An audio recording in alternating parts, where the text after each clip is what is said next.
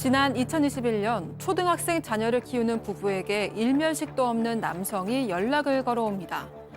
남성은 대뜸 아이의 신체를 촬영했다며 1억 원을 주지 않으면 영상을 유포하겠다고 협박했는데요. 무슨 영문인지 자초지종을 알아보던 부부. 아이의 휴대전화에서 수상한 어플 하나를 발견합니다. 아이는 얼마 전 이 어플을 설치해서 온도 테스트를 도와준 적이 있다고 털어놨는데요. 문제는 같은 수법으로 피해를 본 아동 대부분이 10대 초반이었다는 겁니다. 남성은 어떻게 10대 아동들을 유인했고 아이들 몰래 영상을 촬영할 수 있었던 온도 테스트의 실체는 무엇이었을까요? 자, 10대 아동들 또 불법 성착취물. 네, 지난 2021년에요. 한 남성이 아이들을 꿰어서 신체를 촬영한 뒤에 그 부모들에게 연락을 취합니다. 이 영상 지워줄 테니까 1억 원을 달라. 그렇지 않으면 영상 유포하겠다. 이렇게 협박을 했습니다. 여기에 더해서 이 아이들에게는요, 직접 이 상품권 환전을 도와달라면서 이 부모 명의의 휴대전화로 소액 결제를 유도를 했습니다. 이런 방식으로 135만 원가량을 편취하기도 했습니다. 이렇게 남성에게 피해 입은 아이들이요, 모두 초등학생 이하의 아동 4명이었고 이 중에는 7살짜리도 있었습니다.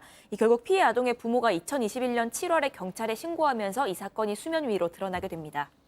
자, 그러면 이 10대 아동들을 대체 어떻게 유인할 수 있었던 걸까? 자, 이번 사건 체크포인트 짚어보죠. 유튜버 되고 싶니? 자, 박 변호사님. 네. 그 요즘 아이들한테 장래 희망 물어보면 1위가 유튜버입니다. 맞습니다. 예?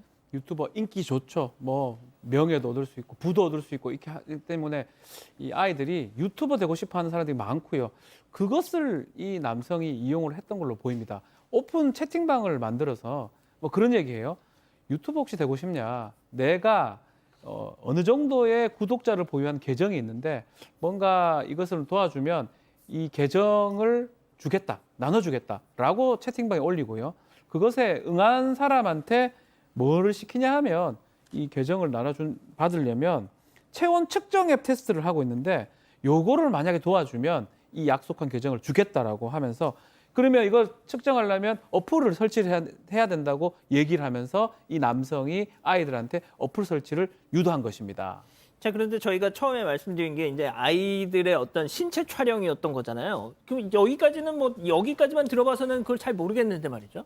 지금 좀 전에 박 변호사가 체온을 측정할 수 있다는 어플을 깔라라고 아이들에게 시켰다라는 거 아니겠습니까? 이게 사실 체온을 측정하는 앱이 아니라 원격 제어 앱이었어요. 그러니까 이걸 설치를 하면 이 가해자가 이 아이들의 스마트폰을 자기 것이냐 마음대로 조작할 수 있게 그런 어플리케이션이었던 겁니다. 그래서 뭘 시키냐면 이게 체온 측정 앱이라는 걸 왜 하필이면 그렇게 얘기를 했을까? 뭐냐면 체온을 측정하려면 옷을 벗어야 돼. 그리고 스마트폰을 바닥에 내려놓은 뒤에 1분 정도 가만히 서 있어. 그러면 아이는 설마 저 아이의 스마트폰 카메라를 통해서 이 남자는 들여다보고 있었던 거예요. 그리고 촬영까지 한 건데 그 영문도 모른 채 체온을 측정하나 보다 하고 옷을 벗은 채 그 스마트폰 있는 데서 서 있었던 거예요.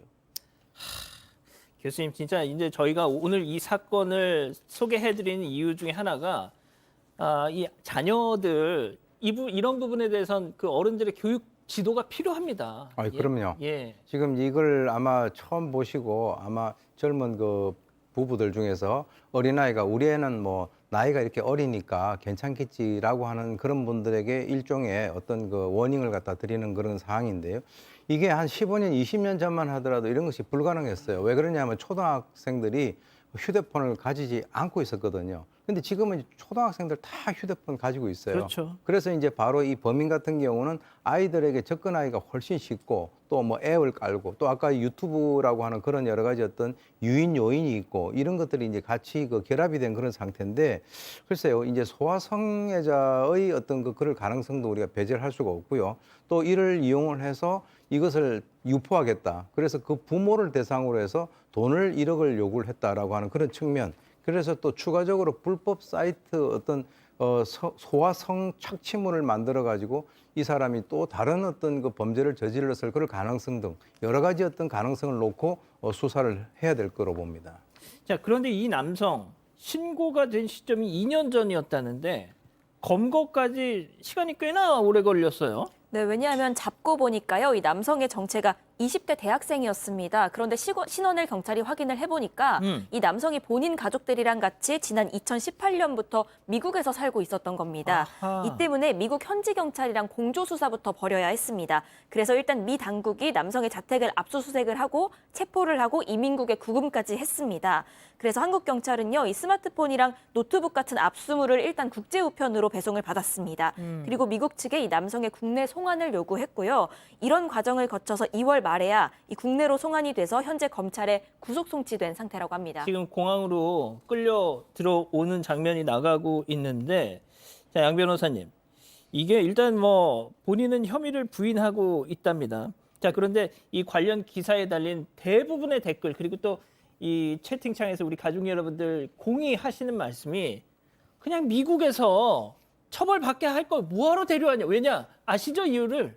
네, 그렇죠. 하지만 이제 그나마 엠번방 그 사건 이후로 우리도 아동 성착취물에 대해서 굉장히 엄격하게 처벌을 하고 있습니다.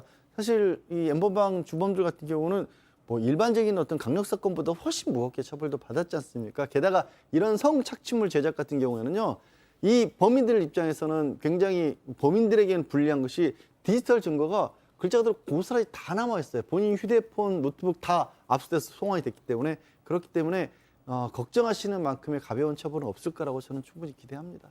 자, 박 변호사님, 그럼 우리 양 변호사님 설명을 들으셨음에도 불구하고 네, 그래도 그냥 미국에 줘라. 그렇죠. 왜냐하면 그래도 미국이 셉니다. 미국은 병과형이에요. 뭐 심한 사람은 만년형 받은 사람도 있어요. 몇천년형. 특히나 아동에 대해서 아동의 범죄는 아주 강하게 하나하나 다 더하기 합니다. 우리는 이제 병합을 하지 않고 큰 범죄에서 가중하는 시스템이라면 미국은 계속 병합하는 그런 주가 많기 때문에 만약에 미국에서 재판받는다 그러면 뭐 몇백 년 될 가능성도 있는 거거든요. 그런 것들을 알기 때문에 한국으로 좀 들어온 게 아니냐. 그래서 많은 분들이 비판을 하고 있는 그런 상황입니다. 알겠습니다. 두 번째 사건 이렇게 정리하고요. 아직 안 끝났습니다. 이거 눌러주세요.